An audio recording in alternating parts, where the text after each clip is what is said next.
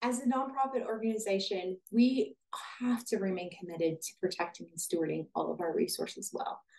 But sometimes I hear the question, well, what do you do? And how do you do that if you only have a small staff, maybe one finance member? Well, I've provided a series of 5 videos that are addressing the elements that I recommend you have as a small nonprofit to help protect your organization. Today, we're going to be talking about monitoring your financial statements.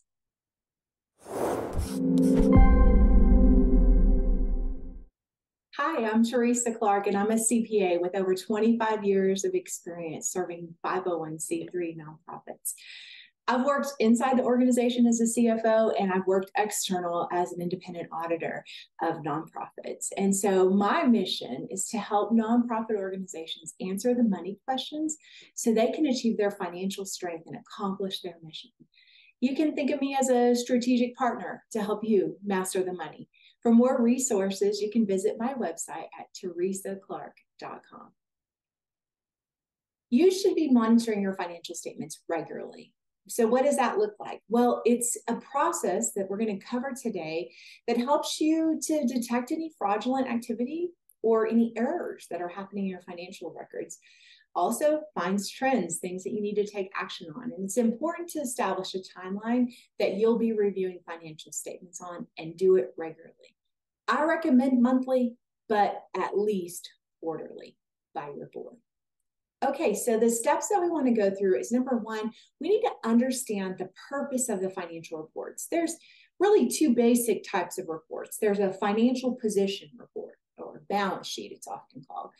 And it includes your assets, what you own, your liabilities, what you owe, and the resulting net assets, which should be broken down by funds that you have that have a restriction by a donor or an internal designation by your board.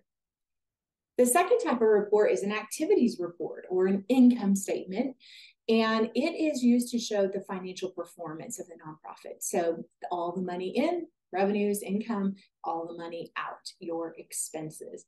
And that report should also include, maybe the same report, a comparison of budget to actual results. And so those are the 2 basic types of reports. Number 2, you should establish clear policies for how the financial statements are prepared. You're going to hear me say this over and over again.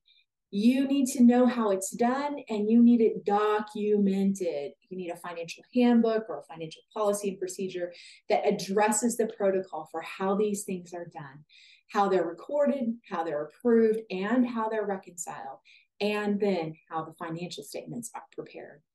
I want to also underscore here that all financial reports should be software system generated. They should be printed. They should be coming straight out of your accounting software, not manipulated in Excel.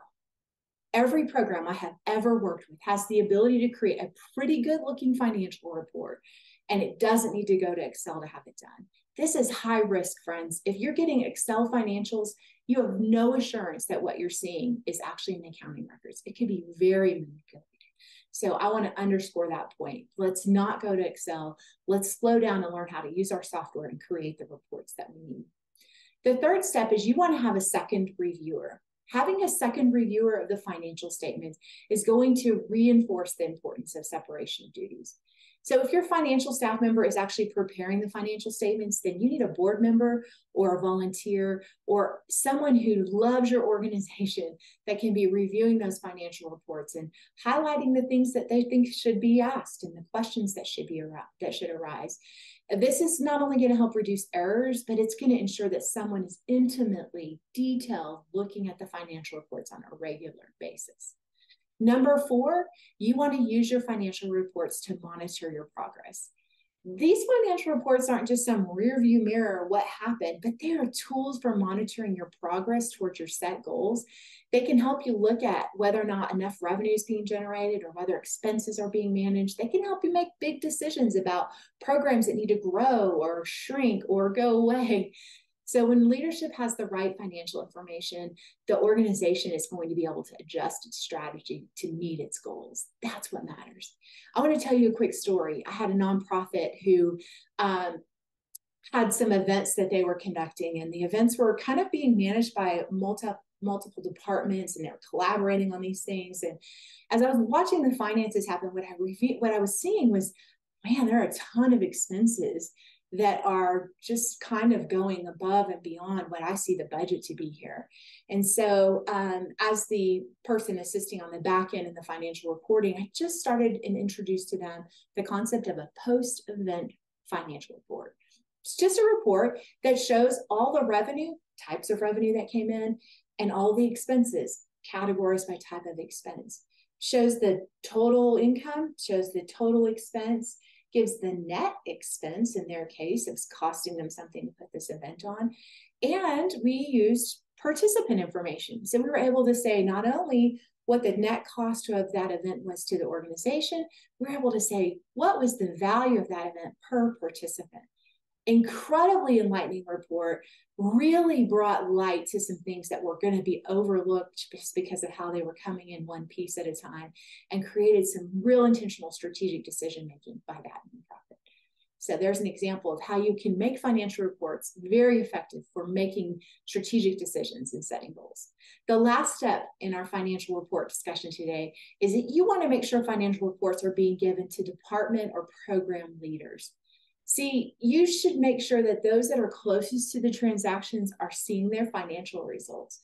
They're going to be most likely to know if what's reported aligns with what they expected or if something seems way out of whack. Sometimes it's helpful to review these reports in a leadership team meeting where everyone is given an opportunity to report on what their financial results were, or where their challenges were, what struggles they see coming up, or what needs they have. This collaboration can really increase the accountability and the transparency of finances in your nonprofit. All right, well, I hope this series has been so helpful to you. This series of 5 videos is all about giving you some elements that can become actionable for you as a small nonprofit to put some things in place that will prevent fraud and misuse of finances in your organization.